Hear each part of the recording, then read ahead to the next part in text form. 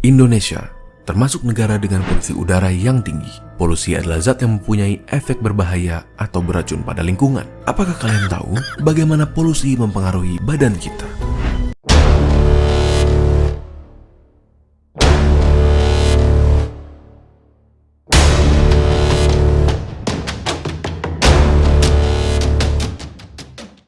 Terdapat dua cara polusi memasuki udara.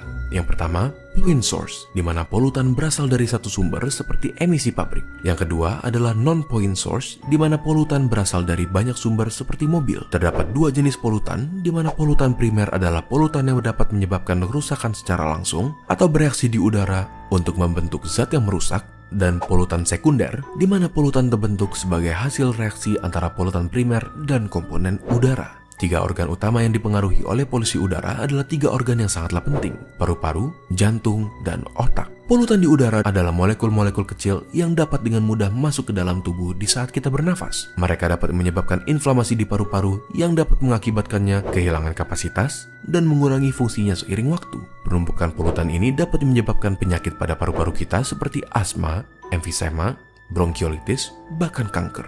Terlebih lagi, molekul buruk ini bisa masuk ke aliran darah, seperti membuat jantung kita stres dan bekerja lebih keras untuk berusaha menyediakan tubuh dengan jumlah normal oksigen. Molekul-molekul ini bisa menyebabkan inflamasi dan konstriksi pada pembuluh darah, yang bisa juga menyebabkan stroke jika pembuluh darah yang terlibat berhubungan dengan otak. Selain itu, molekul-molekul ini bisa memecahkan plak yang sudah terbentuk sebelumnya di pembuluh darah akibat pola makan yang tidak sehat dan mengakibatkan blokir pada pembuluh yang terlibat. Hal ini dapat menyebabkan kondisi yang mengancam nyawa seperti serangan jantung maupun stroke. Biasanya, mereka yang rentan terhadap masalah kesehatan akibat polusi udara adalah mereka yang mempunyai kondisi pada jantung dan paru-paru, ibu-ibu hamil, pekerja di luar ruangan, orang tua, anak di bawah umur 14 tahun, dan atlet yang berlatih di luar ruangan. Jadi, bagaimana cara kita menghindarinya? Berikut adalah 5 tips dari WHO. Pertama, batasi berjalan di jalanan yang sibuk, dan jika membawa anak kecil, angkat mereka supaya berada lebih tinggi dari posisi knalpot. Kedua, batasi menghabiskan waktu di daerah yang ramai kendaraan seperti lampu merah. Ketiga, jika kalian berolahraga, lakukanlah di daerah yang lebih tidak berpolusi.